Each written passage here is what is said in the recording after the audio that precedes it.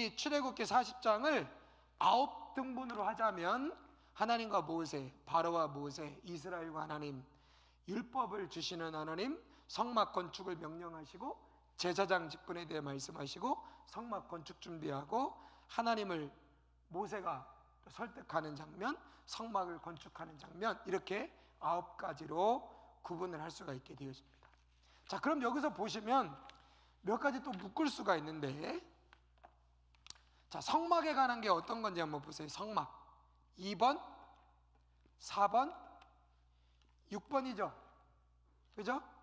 2번은 성막을 이렇게 지어라 라고 하는 하나님의 명령이고요. 4번은 성막 건축을 위한 준비 과정, 그 다음에 6번은 성막을 실제적으로 건축하는 것이 등장을 하고 있습니다. 자, 그 다음에 1번은 뭐예요? 율법. 3번은 제사장. 자, 요거는 일어난 사건이라고 딱 떼보면 요거를 3가지로 구분할 수 있다는 거예요. 19장부터 40장에는 중요한 3가지가 있다. 첫 번째 뭐예요? 율법. 두 번째는 제사장. 세 번째는 성막. 자, 그러면 19장부터 40장 후반부에는 이 3가지에 대해서 이야기하고 있다, 이렇게 보시면 돼요. 율법, 제사장, 성막. 앞에는 1장부터 18장까지는 하나님과 모세, 바로와 모세, 이스라엘과 하나님. 그래서 여기 1번은 하나님과 모세, 2번은 바로와 모세, 3번은 이스라엘과 하나님. 이렇게 6가지로 주제를 딱 정리할 수 있다라고 하는 겁니다. 자, 그러면 이게 이제 출애굽기 1장부터 40장까지 전체의 내용인데, 자, 이 40장을 통해서 우리가 하나님의 어떤 모습을 발견할 수가 있는가? 자, 보세요. 제가 하나님은 이런 하나님이시다라고 주제를 정해놓고 제가 이 출애굽기를 지금 설명하고 있는 거니까, 이 출애굽기에는 하나님은 이런 분이다, 이게 정답은 아닙니다. 다양한 하나님이 나타나고 있어요. 근데 우리는 지금 이 출애굽기라고 하는 40장이라고 하는 이 큰 한 권에서 하나님이 어떤 분이신가 라고 하는 걸 하나의 주제를 뽑아내서, 그러면 그것과 반대되는 세상은 어떤가, 우리는 그 둘 사이에서 어떤 선택을 하는 건가, 이 공부를 하는 거니까 이 가운데서 하나님이 어떤 분이신지를 하나 좀 뽑아내보자고요. 제가 뽑아낸 주제는 뭐냐? 자, 보세요. 아까 말씀드린 것처럼 하나님이 모세를 불렀어요. 찾아가시잖아요. 가시떨기, 불타는 가시떨기 속에서 모세를 찾아가셔가지고, 모세야, 너 이스라엘 백성들을 애굽에서 나오게 하는데 네가 내 말 좀 들어줘야 되겠다. 그때 모세가 어떻게 합니까? 예, 알겠습니다, 이래요? 아니죠. 못합니다. 핑계를 대죠. 이유를 댑니다. 이유가 뭐예요? 여러분들이 잘 대표적으로 알고 계시는 말은 내가 말을 잘 못합니다 라고 하는 거예요. 근데 그거는 그 이유 중에 하나고, 자, 지금 모세의 나이가 몇 살이에요? 80살. 83 중에 40년 뭐 했어요? 예, 왕자로 살았어요. 40년은 양치는 목동으로 살았어요. 근데 이제는 하나님이 새 일을 하래요. 무슨 일? 이스라엘 백성들을 애굽에서 나오게 하는 일을 하라는 거예요. 그게 자기에게 어울리는 일이에요? 어울리지 않는 일이에요? 전혀 어울리지 않는 일이라고 자기는 생각하는 겁니다. 자, 그때 하나님이 어떻게 하시냐면, 못하겠니? 됐어, 관둬. 이러지 않고 어떻게 하세요? 계속 모세를 설득하는 겁니다. 그 설득의 과정에서 하나님, 저는 능력이 없어요. 제가 무슨 능력이 있다고? 저는 도망자고 살인자고 양치는 사람인데 너 손에 든 게 뭐냐? 이 지팡이요. 던져봐라. 그랬더니 뭐가 돼요? 뱀 되죠. 뱀이네요? 다시 잡아라. 그랬더니 지팡이가 됩니다. 네 손에 들린 지팡이가 뱀이 되기도 하고 지팡이가 되게 하는 건 나다. 그러니까 네 능력을 믿지 말고 나를 믿어라. 아유, 그래도 저는 못합니다. 저는요, 누구를 설득하려면 말을 잘해야 되는데 제가 어떻게 말하겠습니까? 하나님이 기적을 베푸시겠다고 했어요. 그래서 지팡이가 뱀이 되는 기적을 보여주셨어요. 하나님, 기적이 아니라요, 이스라엘 백성들을 출애굽시키려면 이스라엘 백성들도 설득해야 되고 바로도 설득해야 되지 않습니까? 설득을 기적으로 하는 게 아니라 말로 해야 될 거 아니에요. 근데 저는 입이 둔해요. 그러니까 하나님이 어떻게 하시냐면, 좋다, 그럼 네 형 아론이 있지 않냐. 그 당시 형 아론은 어디에 있었을까요? 그 모세에 관련된 영화 몇 편이 있거든요. 근데 그 모세에 관련된 영화에 보면 아론은 애굽에서 히브리 사람들의 지도자 역할을 했던 것으로 보여요. 그리고 그 아론 밑에서 젊은 차기 지도자 역할을 했던 사람으로 등장하는 게 누구냐면 여호수아예요. 뭐 영화에서는 그렇게 나와요. 그러니까 모세가 처음에 누구 찾아갔을까요? 형 아론을 찾아간 거예요. 그러니까 자기는 애굽에 있다가 형 아론은 애굽의 왕자로 자란 게 아니잖아요. 나이 차이가 좀 있을 겁니다. 왜냐하면 모세가 태어날 당시에 남자애들은 다 죽였잖아요. 그러면 고고에서는 벗어난 형이 태어났을 때는 그런 일들이 없었을 거예요. 그러니까 예를 들어서 바로가 올해 태어나는 남자애들은 다 죽여라, 혹은 1살이나 2살이나 3년 전에 태어난 아기까지 다 죽여라, 이런 명령을 내렸다면, 만약에 아론이 뭐 2살, 3살 형이었다면 죽었겠죠. 나이 차이가 있습니다. 물론 정확하게 나이를 계산하면 나오긴 해요. 그러니까 형 아론은 먼저 태어났고 모세가 태어나던 때에 그런 일이 있었기 때문에 형 아론은 살아남은 거예요. 그래서 살아남아가지고 노역을 하는, 계속해서 40년 이상 노역을 하는 그런 가운데 있었겠죠. 그러니까 고통받는 이스라엘 백성들과 함께 있으면서 지도자 역할을 했던 것이 형 아론으로 보여요. 그러니까 형 아론이 고통받는 이스라엘 백성들과 함께 수십 년 동안 자기가 리더 역할을 했으니까 뭘 잘했겠어요? 리더십이 있었겠죠. 그리고 뭐 수많은 일들, 이스라엘 백성들이 노예 생활을 하면서 애굽에게 무슨 막 어려운 일을 당하면 누구 찾아갔겠습니까? 아론 찾아가가지고, 이럴 때는 어떻게 됩니까? 이건 어떻게 하면 좋겠습니까? 그럼 아론이 나름대로 이스라엘을 이렇게 잘 이끌어가는 역할을 했을 겁니다. 성경엔 기록되어 있지 않지만 아론이 그런 역할을 충분히 했을 거예요. 그러니까 네가 못하겠으면 형의 도움을 받아라. 형은, 네 형 아론은 이스라엘 백성들에게 나름 인정받는 지도자라는 거예요. 그래가지고 형 아론의 도움을 받으라고까지 이야기를 하는 거죠. 자, 지금 하나님이 모세를 뭐하고 계시냐면 설득하고 계시는 겁니다. 자, 모세가 드디어 설득당했어요. 그러니 이제 모세가 누구를 설득해야 돼요? 이스라엘을 설득하기도 해야 되지만 가장 중요한 건 바로를 설득하는 거죠. 그래서 이스라엘을 설득하는 과정은 안 나오고요, 그거는 중요하게 다루지 않고 모세를 설득하는 과정을 다룹니다. 바로를, 모세가 바로를 설득하는 과정에서 일어나는 것이 9가지의 재앙입니다. 하나님이 이른 아침에 모세를 보내세요. 바로에게 가라, 이스라엘 백성들을 보내지 않으면 재앙을 내리겠다고 해라. 그래서 모세가 또 갑니다. 하나님이 나 보내서 왔는데 하나님이 이스라엘 백성들을 안 보내시면 이 땅에 재앙을 내리겠다고 합니다. 바로가 내리려면 내려봐라. 나일강이 피로 변하고 막 개구리가 막 판치고 막 이가 득실거리고, 이렇게 재앙이 내리는 건 누가 누구를 설득하는 거냐면 하나님이 모세를 통하여 바로를 설득하시는 거예요. 너 이래도 말 안 들래? 너 이래도 말 안 들래? 하는 겁니다. 근데 생각해 보세요. 모세를 설득하는 방법과 애굽의 왕 바로를 설득하는 방식이 같아요, 달라요? 다르죠. 모세는 어떻게 설득하세요? 모세는 어떻게? 쉽게 말하면 좋은 쪽으로 뭐 두드려 패가지고 설득합니까? 너 일로 와봐, 말 안 들으면 내가 한 대 맞고, 이렇게 설득하세요? 아니에요. 모세를 향해서는 하나님이, 그래, 네 원하는 게 뭐야? 어떻게 하면 너 할래? 어떻게 하면 네가 할래? 기적 원해? 자, 기적 행해줄게. 뭐 돕는 사람 원해? 형 아론 있잖아. 이렇게요, 모세를 설득할 때는 모세가 필요하고 모세를 원하는 걸 다 줘서 설득해요. 애굽의 왕 바로를 설득할 때는 말 안 들어? 파! 말 안 들어? 파! 이래도 파! 이래도 파!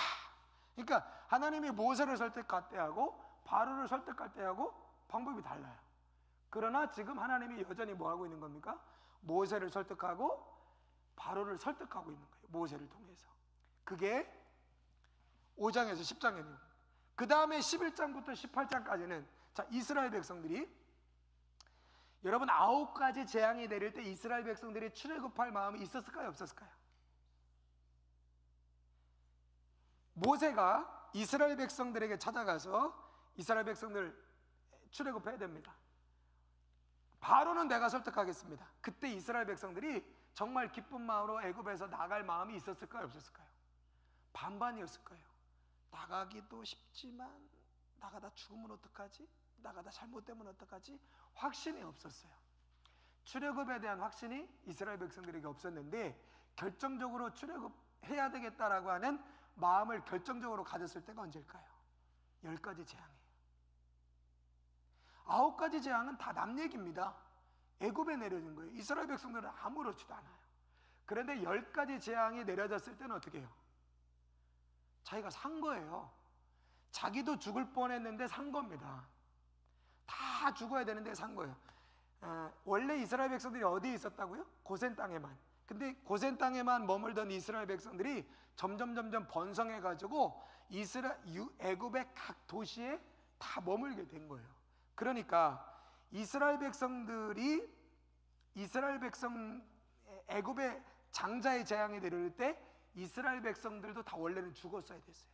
근데 죽음 가운데서 자기들이 살아난 경험을 하고 난 다음에 비로소 뭐 하기 시작했냐면 출애굽해야 되겠다. 근데 출애굽을 해가지고요, 그럼 아까 말씀드린 것처럼 왜 하나님이 갑자기 애굽에서 멀어지다가 갑자기 방향을 바꿔서 홍해로 가게 하셨냐고요. 출애굽기를 잘 읽어보시면 이스라엘 백성들이 출애굽해서 홍해 바다를 만난 것은 하나님의 의도가 있어요. 하나님이 글로 인도하셨으니까. 그럼 왜 하나님이 홍해 바다를 건너지 않고도 애굽에서 나가게 하실 수 있었는데 굳이 왜 홍해 바다 앞에 서게 하셨냐는 거예요. 하나님이 이스라엘 백성을 뭐 하기 위해서? 설득하시려고 하는 거예요. 너희들이 여기서 나가면 다시는 돌아올 생각을 하지 말아라. 이스라엘 백성들이 출애굽하고 나서 돌아갈 생각을 할 거라는 걸 하나님이 생각하셨을까요? 안 하셨을까요? 했을 거예요. 그러니까 출애굽한 이스라엘 백성들이 다시는 애굽으로 돌아올 생각을 하지 못하도록 하기 위한 하나님의 방법, 하나님의 계획. 자, 창세기에 하나님 어떤 하나님이라고요? 다 계획하시는 하나님이, 우리는 모르지만 하나님 다 계획하신다니까요. 여전히 하나님이 홍해바다 앞으로 이스라엘 백성들을 이끄신 것은 이스라엘 백성들이 다시는 애굽에 돌아오지 않도록 그를 설득하시는 거예요. 자, 내가 바다를 갈라서 애굽에 나가게 하고 너희를 쫓아오는 애굽의 군대를 바다에 다 수장시킬 거니까 다시는 애굽에 돌아올 생각하지 마 하고 하나님이 이스라엘 백성을 설득하시기 위해서 홍해바다를 건너게 하신 겁니다. 물이 없다고 불평해요. 먹을 게 없다고 불평합니다. 그때 하나님이 쓴물이 단물이 되게 하고 먹을 것을 주시는 거예요. 그렇게 먹을 것을 주시는 것도 뭐냐? 내가 광야에서 너희를 보살펴주고 너에게 먹을 물을 주고 마실 물을 주고 너에게 먹을 걸 줄 테니까 제발 뭐 하지 마라. 제발 애굽으로 돌아갈 생각을 하지 말라고 하나님이 뭐 하시는 거예요? 계속 설득하시는 거예요. 그래서 11장부터 18장까지는 하나님이 누구를 설득하는 거예요? 이스라엘을 설득하는 거예요. 자, 그러면 1장부터 4장까지는 하나님이 누구를 설득하고 모세를, 5장부터 10장까지는 하나님이 누구를 설득하는 거고 바로를 누구를 통해서? 모세를 통해서 11장부터 18장까지는 하나님이 누구를 설득하시는 거예요? 이스라엘을 지금 설득하시는 거예요. 설득의 내용은 뭐 하자? 출애굽하자. 그리고 두 번째는 돌아갈 생각하지 마라. 이게 하나님이 모세와 바로와 이스라엘 백성들을 설득하시는 설득의 내용의 핵심입니다. 자, 그러면 이건 뭐냐? 율법과 제사장 성막은 뭐냐? 출애굽기에서 가장 중요한 말씀 구절 하나를 찾아내라. 그러면 어떤 말씀이냐면 출애굽기 25장 25절이에요. 22절에 같이 한번 찾아보실까요? 출애굽기 25장 25절.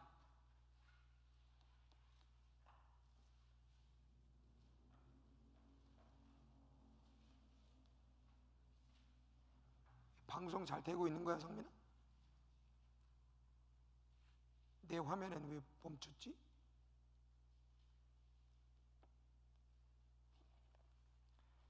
온라인으로 들으시는 분들 영상 잘 나갑니까? 자, 출애굽기 25장 22절.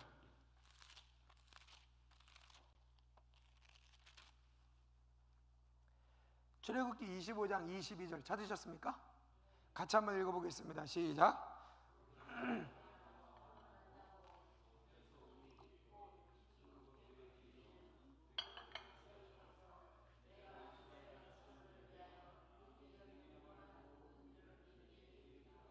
아멘.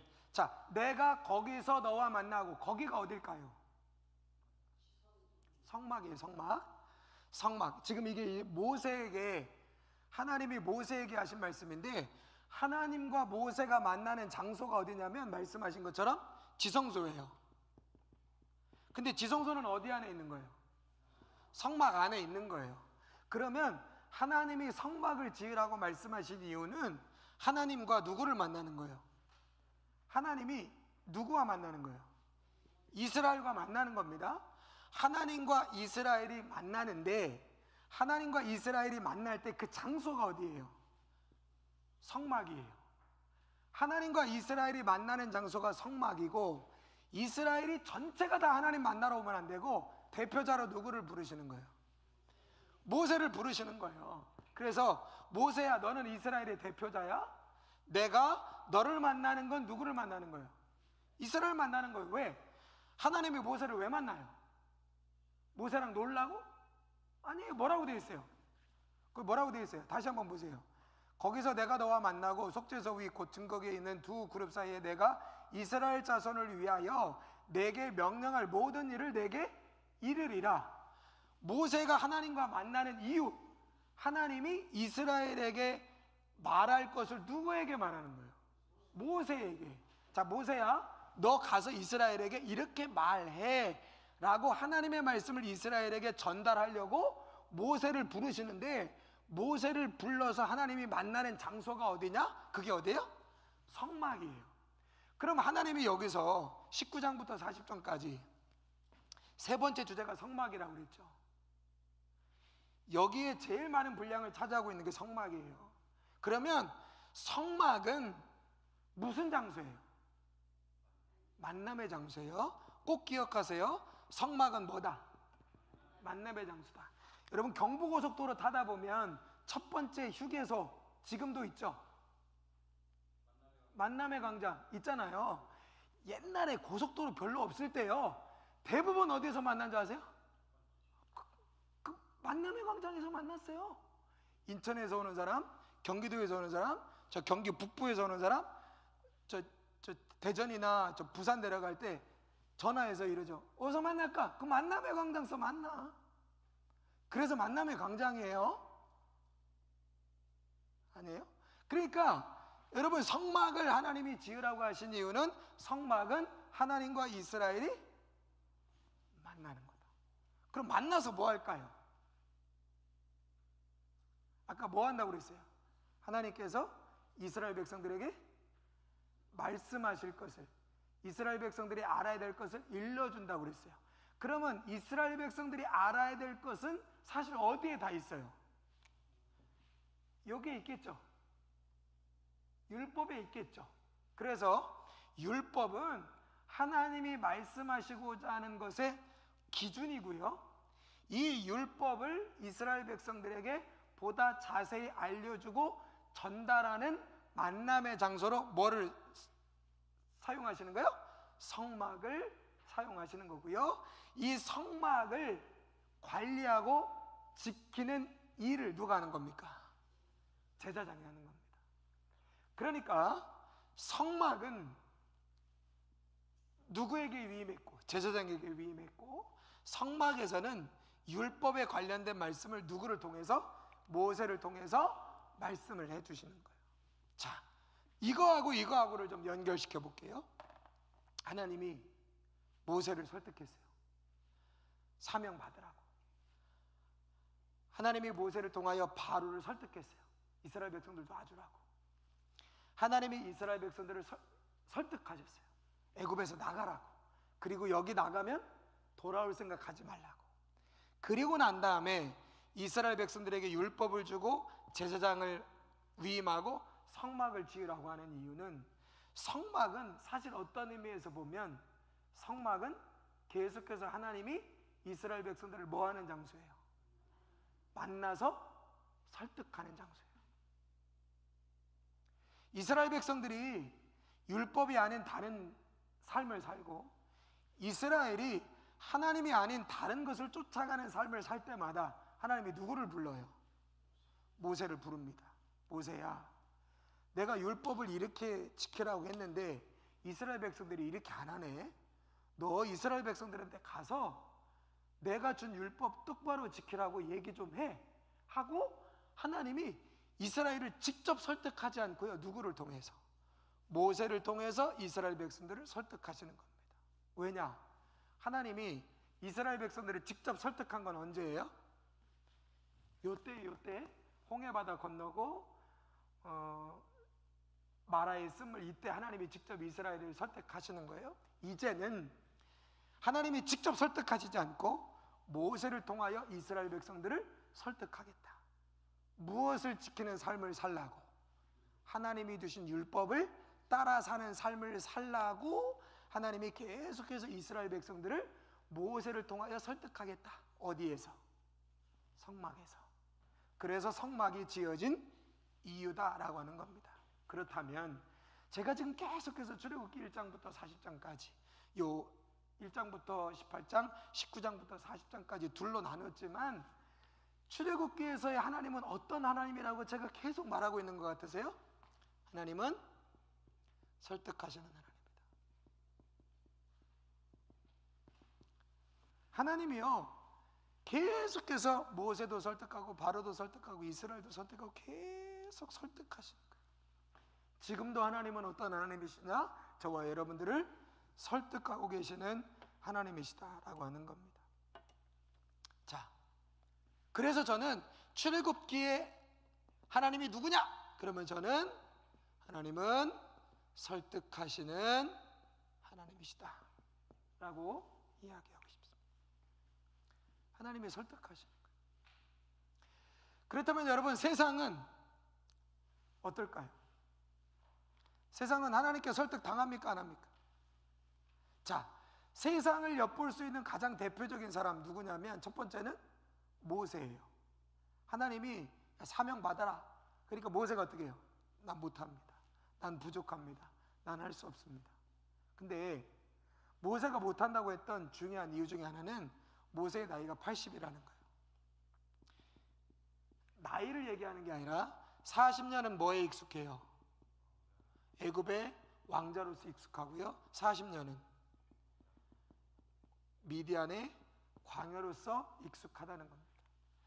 여러분, 사람은 누구나 자기가 익숙한 것에서 벗어나기가 쉬워요, 어려워요? 어렵습니다. 여러분, 40년, 50년, 60년 동안 가져왔던 습관 하루아침에 버리기 쉬워요, 어려워요? 어렵습니다. 모세도 마찬가지예요. 80이라고 하는 나이가 문제가 아니라, 모세는 자기가 40년 동안 애굽의 왕자로 살았고 40년 동안 도망자로서 목자의 삶을 살아왔는데, 그 80년의 삶을 버리고 하루아침에 하나님의 사명자로 산다는 것, 이거 쉽지 않은 거예요. 단번에 되는 게 아니에요. 여러분, 구원은 단번에 일어나는 사건이라는 거 아시죠? 그렇죠? 여러분이, 우리가 정말 예수님이 나의 구주, 나의 하나님이라는 사실이 믿어지기만 하면, 그래서 주님을 나의 구주 하나님으로 믿고 고백하면, 여러분, 구원은 우리 안에 순식간에 일어나는 사건입니다. 그러나 저와 여러분들의 삶의 변화는 하루아침에 일어나는 사건이 아니에요. 그렇기 때문에 하나님이 계속 저와 여러분들에게 뭐 하실까요? 설득하시는 거예요. 여러분, 우리가 예수 믿고 하나님의 자녀가 됐지만 여전히 우리가 살아왔던 삶의 방식을 버리지 못합니다. 그러니까 하나님이 계속 뭐 하시는 거예요? 설득하시는 거예요. 설득. 근데 하나님이 포기하지 않고 계속해서 설득하시는 겁니다. 남자와 여자가 만나가지고 부부가 돼서 같이 살아요. 처음에는 눈이 뒤집혀가지고 아무것도 안 보입니다. 그죠? 좋은 것만 보이고, 그죠? 이 여자가 세상에서 제일 예쁘고 이 남자가 세상에서 제일 멋지고, 그러다 한 6개월쯤 지나면 비늘이 벗겨지죠. 바울이 다메섹 도상에서 예수님 만날 때 눈이 멀었는데, 눈이 멀었다가 아나니아라고 하는 선지자 만나가지고 안수받고 나서 눈에 비늘이 벗겨져가지고 다시 보게 됐던 것처럼 6개월 지나니까 다시 눈이 열리죠. 희한한 것이 보입니다. 뭐 이런 사람이었나 하는 것들이 막 보이죠. 반대되는 것들이 보입니다. 치약 좀 끝에서 자라니까 그냥 중간에서부터 짜기 시작하고, 그죠? 화장실 쓰는 것도 틀리고 잠자는 것도 틀리고 막 틀립니다. 그래서 이제 뭐 합니까? 설득을 합니다. 여보, 이러지 마. 좋은 말 할 때.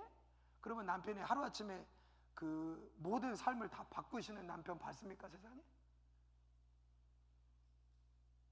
가끔 있습니다. 한 10만 명당 한 명이 있을 거예요. 남편이 아내한테 말합니다. 제발 좀 이렇게 하지 말고 나랑 같이 살아야 되니까 이렇게 좀 해줘. 그럼 아내가 네 하고 하루아침에 확 바꾸는 사람 봤습니까? 거의 없습니다.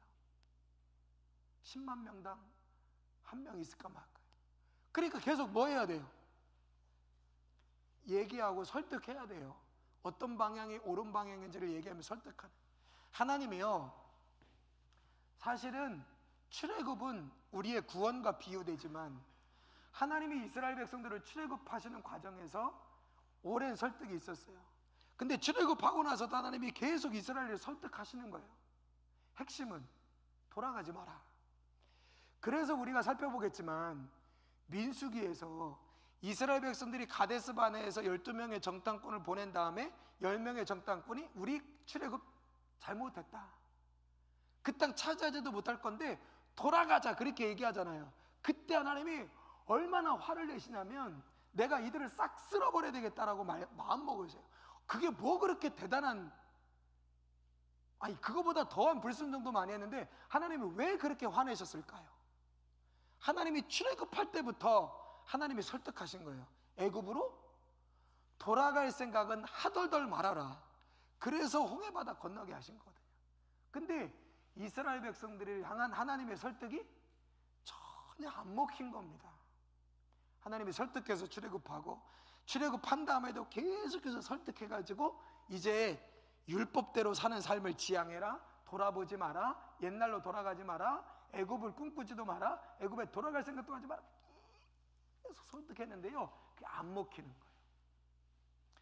여러분, 모세가요 하나님의 뜻에 설득당하기까지 시간이 필요했습니다. 왜? 그가 살아왔던 삶이 있기 때문에. 바로도 하나님의 설득에 9가지 재앙, 여러분 생각해 보세요. 우리 같으면 한두 가지 재앙이면 그냥 바로 고꾸라질 거 아니에요? 근데 왕입니다. 왕. 모든 권세를, 그 당시에 가장 강대국이었던 애굽의 왕이었어요. 얼마나 자기가 그 신이었던 사람입니다. 그런 사람이 자기 고집을 꺾는 게 쉬워요? 어렵죠. 그러니까 하나님이 그 바로의 고집과 그 바로의 그걸 꺾어내기까지 계속 설득하시는 거예요.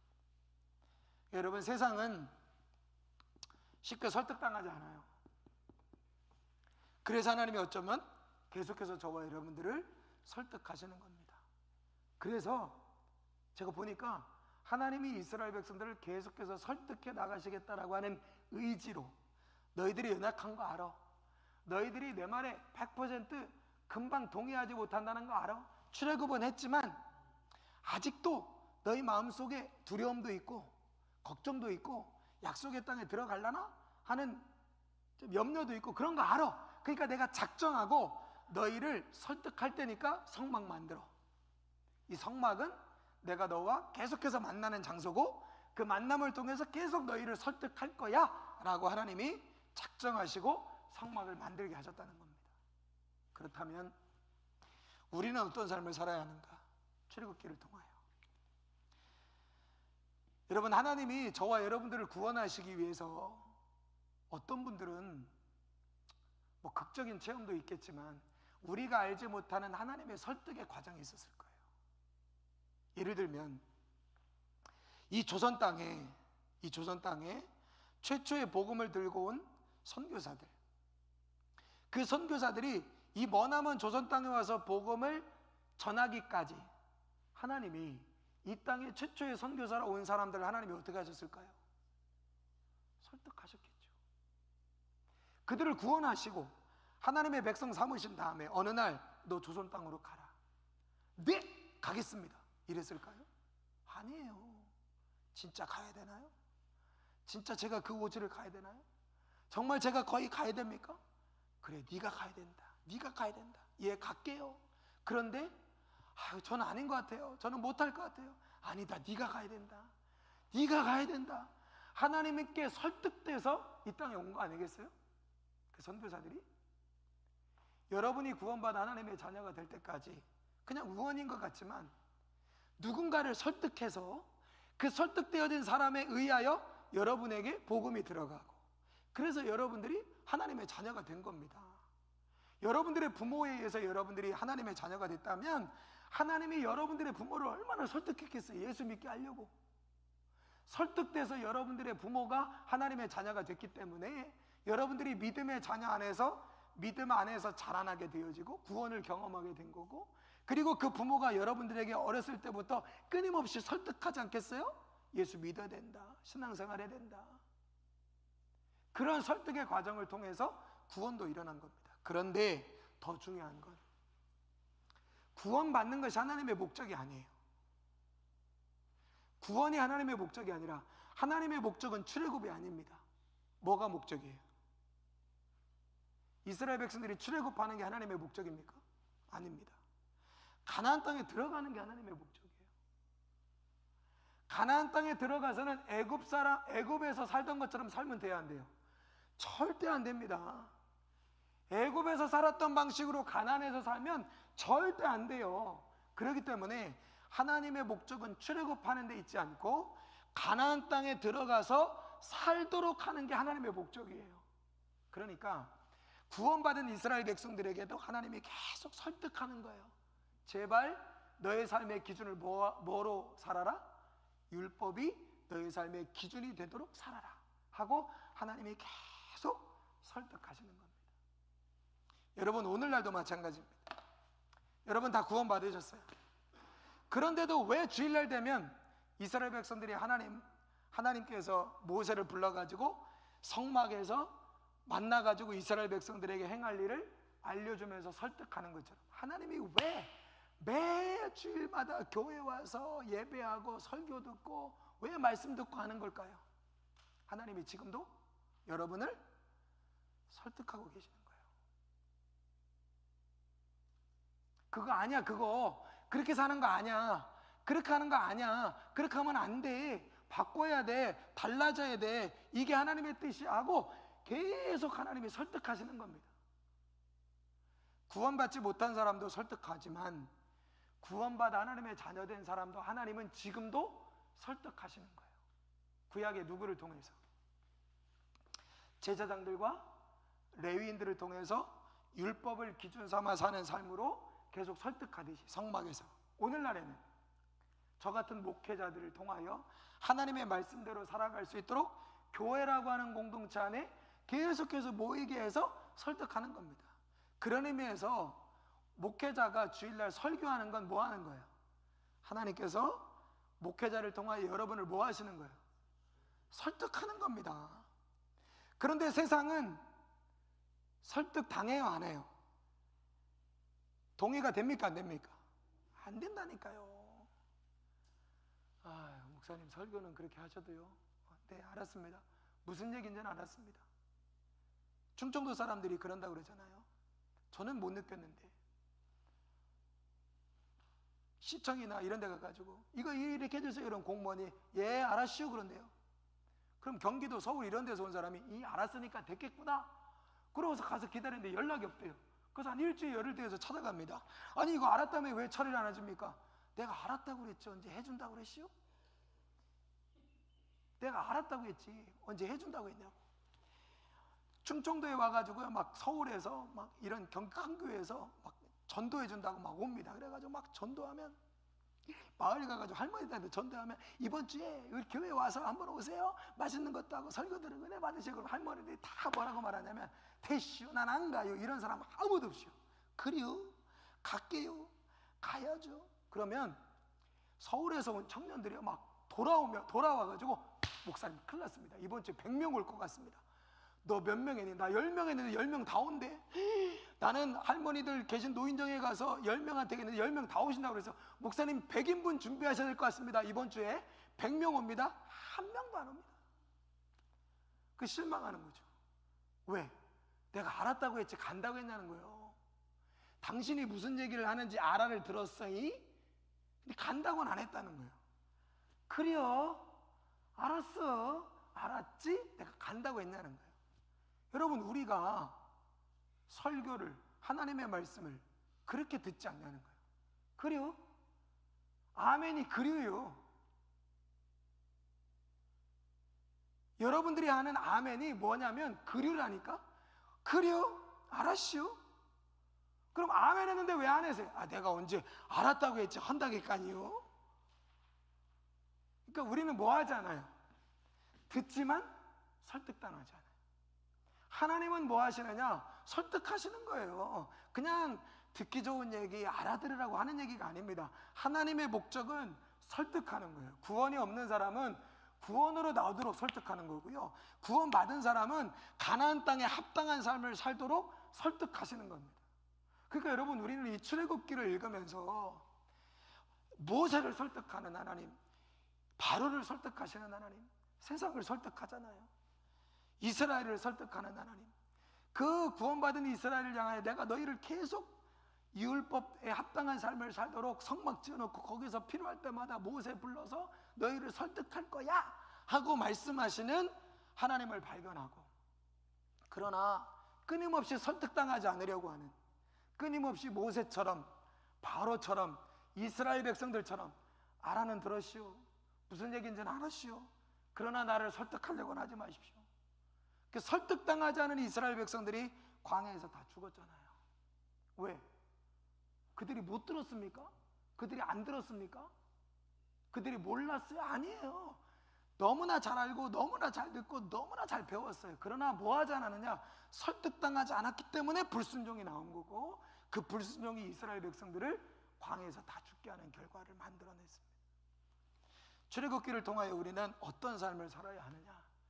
나를 향하여 설득하시는 하나님 앞에 설득당하는 겁니다.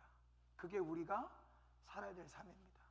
기도는 하나님을 설득하는 게 아니에요. 기도할 때 하나님께 설득당하는 거죠. 예배는 내가 하나님 마음을 설득하는 게 아니라 예배는 하나님께 설득당하러 나오는 겁니다. 하나님의 말씀을 왜 듣느냐? 아, 오늘은 목사님을 통하여 나에게 주시는 말씀을 통하여 내가 어느 부분에 설득당해야 되는가? 그걸 우리가 믿음으로 반응하는 삶, 그걸 하나님이 우리에게 원하시는 삶이다라고 하는 것을 우리가 출애굽기를 통하여 보게 되어집니다. 하나님이 저와 여러분들을 설득하시는 방법은 크게 두 가지래요. 하나는 말씀으로, 또 하나는 기적으로. 기적을 하나님이 행하시는 것이라고 말한다면 말씀은 하나님의 말씀하심으로. 지금도 하나님은 말씀을 통하여 여러분들을 설득하십니다. 저와 여러분들. 또 하나는 기적을 통하여도 하나님 설득하세요. 여러분 지금도 기적의 역사는 일어나잖아요. 하나님이 행하시는 일이 기적입니다. 그걸 왜 행하시냐면 우리를 설득하시려고. 하나님이 왜 지금도 말씀하시느냐? 저와 여러분들을 복된 삶으로, 하나님의 나라에 합당한 삶으로 살아가도록 우리를 설득하시는 거예요. 하루아침에 잘 안 되잖아요. 우리가 살아왔던 삶이 있고 우리가 해왔던 것이기 때문에, 모세처럼 애굽처럼. 그러나 조금씩 하나님께 설득되어져 나가다 보면 어느 순간에 여기 있던 우리가 이 자리에 있게 되고, 이 자리에 있던 우리가 이 자리에 있게 되고, 그래서 조금 더 하나님 나라에 가까워지는 삶을 살아가는 은혜를 저와 여러분들이 누릴 수 있게 되어집니다. 이것이 출애굽기를 통하여 주시는 교훈이다라고 정리를 해드리겠습니다. 혹시 질문이 있으시면